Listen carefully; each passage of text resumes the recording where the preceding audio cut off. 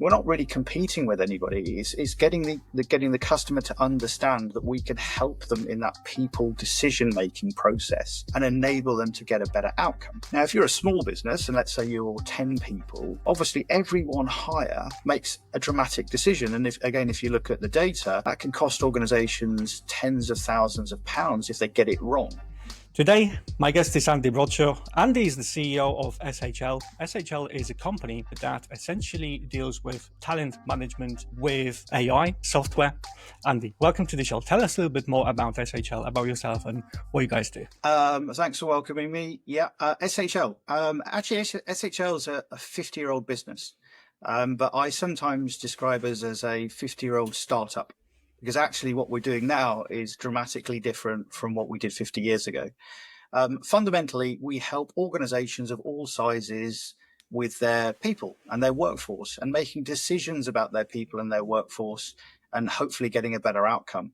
And we do that through the use of assessment and assessment tools.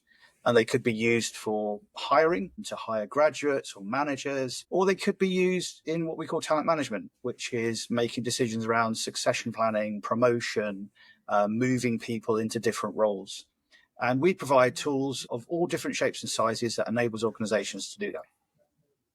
Super cool. I love to hear that you're a 50-year-old company that you call a startup. So it tells me the story of you move fast. You keep trying new things. You try new approaches. You test things. Am I correct in this assessment? Is that why you call yourself a startup, even at, half a century old company? Absolutely. And I think it's because talent management and workforce decisions have changed dramatically over the years. I mean, the business actually started out as more of almost a consulting business. I would, let's say, interview you in a structured way against a job profile. And I'll then make a recommendation to the customer to say, yes, this person's a good fit or not. But as we kind of gone through the transformation within our business, more and more of that is done through pure software. Mm-hmm. So software enabling a quicker, better candidate experience and more at scale. So, now we're kind of assessing baristas for coffee stores, retail workers, construction workers, whether they're more likely to be safe or not. And we can use assessment and assessment technology in order to do that. And what we're starting to see now is the emergence of AI. And we're kind of going through this next generation of solutions where AI is being used to interpret either large data sets or to make the overall experience different. So, we're piloting conversational assessment. So you and I could be having a conversation as we are now. And in the background, it's assessing my language capabilities or assessing my skills just through a normal conversation in the same way you try and do that through an interview. Yeah. Okay. So am I understanding correctly? Company started as a consulting, right? I take it you were not for 50 years, you were not software. And at some point there was that transition into a software. You productized something that was probably the core of what you were consulting on. And the software allowed you to scale up and be faster and more accurate, right? And could you talk me through that phase when that happened, when the company shifted from being consultants to software company? Yeah, we've kind of gone through two phases, really. Mm-hmm. So as I said, we started out as a very much consulting business with some products in the background that were used by the consultants, but often the customer didn't really see the product. Then we went through a phase in particular for hiring, where that's quite an expensive way of doing things. So software enables you to do that at scale, but at a fraction of the cost. So assessments started to go online. And, that could have been a competency-based assessment around behavior, personality, skill, or even ability. But more recently, and over the last 3 years, we've transformed the business again. And what we've done is essentially packaged our solutions together. So for some very large organizations around the world, we do a lot of graduate hiring, as an example. But we don't just use the assessment. We package that into a nice workflow. It's got nice branding. And therefore, we provide the solution rather than just a product to organizations. And that's kind of like the next wave that we've gone through over the last 3 years. And pretty much all of our business now is software. So about 80% of our business is pure software. We have about 20% of consulting, which is either value-added consulting for businesses or helping them deploy the solutions that we have. And that's both on talent acquisition, which is the hiring side, and the talent management side as well. Okay, could you tell me? I'm really fascinated about what those companies really find out. What you allow them to really find out in a different way that they are used to, right? Because they always had ways of measure them. How the employees, the management would probably do regular assessments. But what are you unlocking for those companies that was unreachable for them before? Well, it's quite interesting because the use cases in talent acquisition and talent management are different. Yeah. So if you're thinking about talent acquisition, you're trying to hire the best people. Most organizations start with a CV or a resume. Now, the problem is you and I know a lot of people exaggerate stuff on their CV or resume. It's not always a good way to predict whether that individual is going to be good in the role. So then you go into an interview. And of course, lots of people think, well, we're all fantastic interviewers, right? We understand interviews. But actually, the data would suggest we're not good at interviewing. And actually, the success rate is about 1 in 10 of getting a really good fit for a person for a role. So what we do is by layering in assessments, you can increase the chances of that fit to something like 6, 7, 8 out of 10 of getting it right. So often when we go into new customers, we're not really competing with anybody. It's getting the customer to understand that we can help them in that people decision-making process and enable them to get a better outcome. Now, if you're a small business, and let's say you're 10 people, obviously everyone hire makes a dramatic decision. And if you look at the data, that can cost organizations tens of thousands of pounds if they get it wrong. If you're a kind of 100,000 organization, obviously the scale's very different, but like a leadership role, if you get that wrong, that can cost you millions of dollars. Yeah. So we're enabling them to have some validated, proven, scientific insight into the candidate in that situation that enables them to make a better decision and therefore get a better outcome for what they're trying to do. Yeah, that's fascinating because obviously every company is aware that they will get it wrong here and there, right? But what is the difference between getting 5 out of 10 right wrong and then only 2 wrong out of 10? Let's say for a retail shop, let's say £30,000 a year employment. Like what would you estimate of saving, of going and just improving that by those extra 20%? If you look at the stats in particular in the US, the cost of getting a more junior person wrong can be upwards of $30,000 because obviously it's not just about the individual not being able to do the job. You can get reputational damage on top of that. It has an impact on other team members often if the individual's not right. And then as you go up the layers, as we said, it gets more and more impactful in terms of the dollar amount attributed to getting it wrong. And some of these can be spectacular. I mean, we've done work with some of the major banks around the world. And what they looked at was their kind of senior teams and how much they took risk, as an example. Now, obviously, risk for a bank, if you overstep the mark, can become quite catastrophic going forward. But there's other scenarios. We also looked at oil rigs and we assessed people on oil rigs and their likelihood to be safe. And you're probably thinking, well, how does that work? How can you measure whether they're safe or not? But actually, a person's personality dictates whether they're more likely to be safe or not. And we can predict that. And we actually predict, across oil rigs where they had a challenge. I mean, and that obviously from an impact perspective is a kind of human casualty perspective. That's quite significant. Yeah, this is fascinating actually, because obviously my first reaction was just to translating that into pure money, how much you're losing if you're just going to hire a wrong person and you lost some time and need to rehire. But there will be a lot of positions when there is so much more at stake, right? And it's not about that 50,000. It's so much more just to get, one more person more accurate for the job position and increase those chances. This is fascinating. And you gave this example.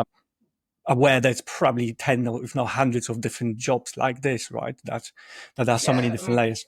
Exactly. And once we understand what the customer's trying to achieve, to your point, it could be risk, it could be safety, it could be dollar amount in a sales position, as an example. It could be changing their culture, that they want to move culture. We can then measure that in the person. And that's really what we do is once we understand the scenario, we can help the organization to be able to measure what they do.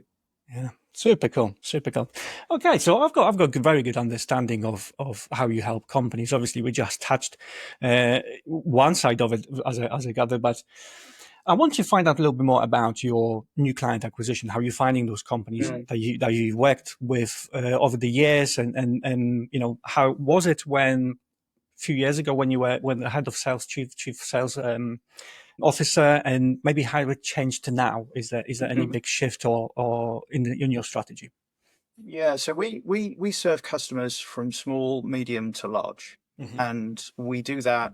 We've got roughly 10,000 customers around the world in 150 different markets, operating in about 60 different languages. It's changed dramatically over the years. I mean, if I look at some of the large enterprise customers, people tend to know the logos, and we work with pretty much all of the significant logos. What used to happen is assessment was a very technical sale. It's highly scientific what we do and how we do it. And so there used to be very much specialists that were embedded within organizations, especially on the enterprise level. More so, though, that's moved towards generalists over time. One of the outcomes of that is the generalists are really trying to look at rather than the specific assessment, they're trying to look at the whole solution. Because what they're trying to see is, will that solution deliver the value that I need? And that could be anything from hiring and talent management, as we've said. So our sales process has changed dramatically from being quite scientific and understanding the test and the validity of the test and relative to other products, how that kind of stacks up, to being very much a business sale, where we're trying to understand the drivers of the organization such that we can provide the right solution. Now, we don't customize at all. We kind of have it off the shelf, but we do tailor that specifically for an organization. So, if I give you an example of one organization that we're dealing with, it's quite a large multinational, they're looking at store managers for them. And they figured out that they're kind of a retail-like store kind of chain. And they figured out that the single most important factor in a store for them is not the location, it's not the offers, it's the store manager. Because the store manager knows the customers personally, brings them in, and has a rapport with them, and that means they repeat customers and they're less likely to go somewhere else. So we're helping them understand what good looks like in a store manager, and then how do they replicate that in their hiring process to make sure they can bring more good people in, and that's got like multi-million-dollar return for them overall. But we're having to understand that kind of need now more than ever, rather than just a product and a test. Yeah. So, it's changed quite dramatically over the years. Yeah. And this is, something that I've actually personally observed very, very recently is a chain of restaurants here, and we go as a family. And there was one nearby, very close to ours. Everything is the same. Everything. The setup, the location is similar. The food is obviously the same. And there was one further up, and we just like so much more the atmosphere. Everything is the same, but you can tell that it's because how it's run on that day, which is basically due to that one manager who is essentially running the show there, right? And we actually tend to travel much further, drive, and to go to the different branch of the same place. So this is fascinating. And you're saying you can catch it much earlier, way before the employment, right? And assess it. Absolutely. And have analyze many data points that even a recruiter wouldn't be able to probably analyze on the spot. Good. So you said you're focusing on all sorts of sizes of companies, right? Who do you normally speak to within the companies? How do you outreach to them? How do you find that very first, either advertising or maybe cold outbound or cold calling? Like, what's been working for you as a strategy? It's kind of different between the sort of big and small. Within the big companies, we tend to work primarily with the HR department, and often they've got very large HR departments. Typically, the chief HR officer who's working alongside the executive team around the overall strategy. So for us, that's quite easy to find. We kind of know who the people are. It's different in smaller businesses, though, because often the smaller businesses, it's the CEO. But you don't always have an HR department. You might have somebody who does that and facilities and everything else, but they wouldn't necessarily be thinking about what we do and how it could help them. One of our challenges is especially around small business, which is huge, is, we can have a very significant effect on their business in terms of helping them get the right people and the right skills in their organization. But often they wouldn't necessarily think to an assessment business to help them do that. Like you say, they'll probably go to a recruiter and say, I kind of want somebody like this. And then they'd line up 10 people. and then decide whether it's good or bad. So, we work through partnerships for the sort of small business market, but we also sell indirect as well. Okay. And our offering has to be different. It has to be, tightly packaged, very easy to use, consume, very easy to get the results. And that enables us to kind of scale around the world. But we do have, as I said, quite a lot of small and medium customers as well. When you say small, how many employees? It's like the smallest companies that you start engaging with. The ones we really, around 10 people is probably the minimum we go to. And kind of the sweet spot, I guess, in the smaller business will be the sort of 50 to 250 employees bracket, because by that time you've got critical mass across your employee base. And although, I was talking to somebody this morning who's got 200 people, and for him, they are 200 kind of experienced people, and he's looking for a new leader for one of those teams. And we were discussing how we can help with that leadership position. That's sort of the type of conversations that we engage in quite a lot.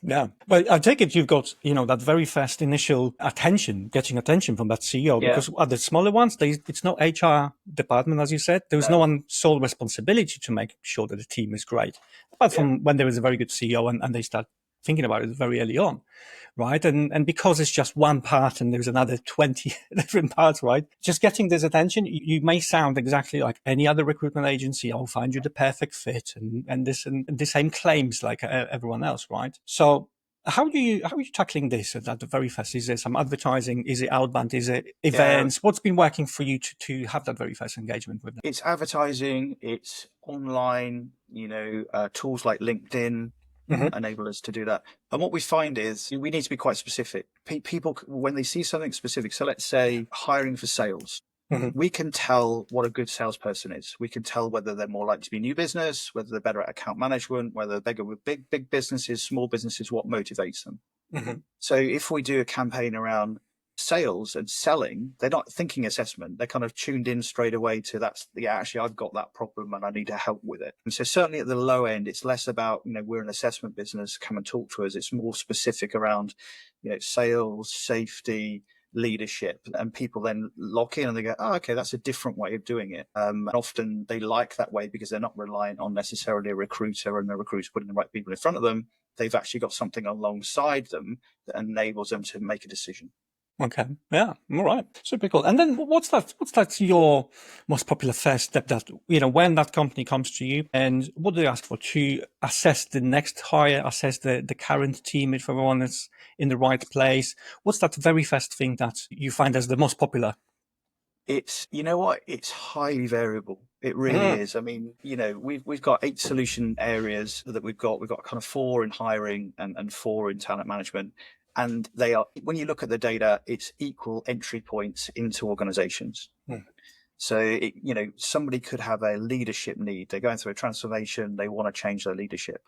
That's one of the solutions in talent management. Another one could have a graduate hiring need. I want to get better graduates coming through. What we do find is once customers buy one solution, they tend to then buy at least 2 more over the kind of following period. Because on average, we've got about sort of 2.2, 2.3 solutions per customer that they buy, because once they've understood it and they've seen the value, then they're more likely to use it in a different use case.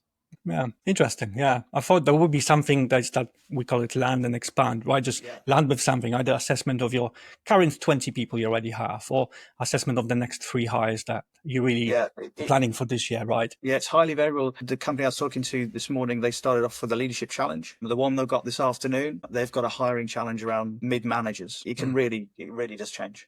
Yeah. Awesome. And tell me, have you got any challenges? Is there something in next year, 2 years that you're looking in especially inside of a biz dev, right? That you're going to be approaching from a different way, maybe looking at different way of advertising or spreading the education about what you do? I think the whole talent marketplace is changing so dramatically. And it has done for the last 10 years. It used to be quite traditional. HR teams used to be hire, fire, and that was it. But now, the agility needed within organizations, change is the new constant. And that means that organizations are having to assess their talent all the time. And then there's this wave that's happening through AI, which is quite interesting, which is how AI is starting to be embraced within organizations. And in some instances, that is replacing roles. But in most instances, it's sitting alongside people to enable them to do more value-added tasks and better jobs. And again, that's changing the workforce. Because what you want is people who are prepared to embrace working with AI and not kind of fight working with AI. And again, we can measure that. We can see with individuals, are they more likely to do that? Mm-hmm. So, one of the opportunities for us going forward is how do we tune into all of those changes within the workforce that are happening and enable technologies, software-based technologies, that means organizations can go in and ask questions about their workforce with very scientific, rigorous data, rather than just a manager thinks I'm a good person and says I'm good in my review. That doesn't really help you. What you really want to know is, actually, I'm good in my review, but I've got a set of skills that can do this, that, and that in the future. Mm-hmm. So, matching that kind of talent workforce with roles real time is where organizations are starting to go towards. So for us, we need to think about embracing that. And we also need to think about embracing, technology. How do you use avatars, AI-driven bots to provide that insight as well? I think over time, assessment won't be the kind of traditional, some people call it a test. We wouldn't call it a test, but, that kind of multiple choice questions. It's going to be a conversation. How does that work? How does that work in the workflow? Because I firmly believe that in the future, everybody will be assessed for a position through the use of technology, but it won't be the traditional way. It'll be a conversation like this or some sort of interaction like this that's measuring me, providing me feedback, providing you feedback at the same time, such as there's a good fit, because that's what you want. People enjoy their jobs, it fits well, they're going to be happy, going to be more productive. Yeah, absolutely. Absolutely. And I 100% agree. I think what AI is, the LLMs, it's just fantastic input method, right? There's something that we were probably missing on with, even like smart speakers. They were supposed to be this, but they were just so, regulated of how you had to say things. And now we can just do all those things that were artificial in normal conversation. And it's a part of any form of assessment or optimization. And I think the one thing to say on that as well is, that the AI has got to be based on scientific data. Because I can go out to an AI engine today and it can crawl everywhere and say, how good is this individual? But it's not based on anything. So you kind of need the rigor and the IP that sits underneath it, and then the AI layers on the model. That's when you've got the quality. That's the combination you need. Not, as you said at the beginning of our conversation, it's not based on just a CV. Anyone can write anything and optimize, and especially some people are extremely good at writing them, and they have actually some consultations from people to tell them what to write. It's hard for recruiters and people recruiting, right? I mean, some of the stats saying as many as 50% of CVs now are written by AI or adjusted by AI, and that's just gone up exponentially. So it's tough. Yeah, absolutely. Absolutely. Yeah. And just I wanted to touch on the last question. Do you think AI is going to replace a lot of jobs? So it's just going to make, because it's obviously there's that big discussion, AI is going to replace everyone. I think, internet didn't replace people. Excel didn't replace people, enhanced people, gave them more productivity, right? But it didn't make people jobless. No. We used calculator before, right? No, I agree. I mean, we've gone through these waves before, right? In the industrial age, and then when computers came out, and I agree. I think humans go to the kind of higher order roles, and if you look at the stats going out over the next 20 years, there's just not enough talent people anyway, to do the work that's needed. In many economies, the overall workforce is coming down, not going up. So I agree with you. I think certain roles will be replaced by AI, but I think the majority of people will then move into different types of roles, and AI will be a support for them, an aid to enable them to be more efficient, be better at what they do. 100%. You actually, reminded me of when I used to study movie and TV production, and there was a subject of photography, and Photoshop that was just out for last couple of years. Yeah. Like now, the Mid-Journey and maybe the new image generation and Gen AI. And we were not allowed to use this. So we would say, you don't use Photoshop, right? Because it was this that's cheating. And now the AI is exactly the same. And people that actually now are super skillful at Photoshop is like, that's cheating now. Well, just learn this, because that's going to be the new standard, right? And So I think AI is huge opportunities, and hopefully it will be used ethically, and to further progress. Absolutely. And it's got huge benefits. Yeah, absolutely. Andy, thank you very much for this conversation. If people want to find out a little bit more about what you guys do, have a look at maybe assessment, have a look at how they can make the next hire much better and much more data-driven. Where can they find the information about you? Visit the website, shl.com. Lots of information on there. We do a lot of blogs out in the marketplace, a lot of webinars. We can be found on LinkedIn. So kind of multiple channels which to engage, and or just pick up the phone and call.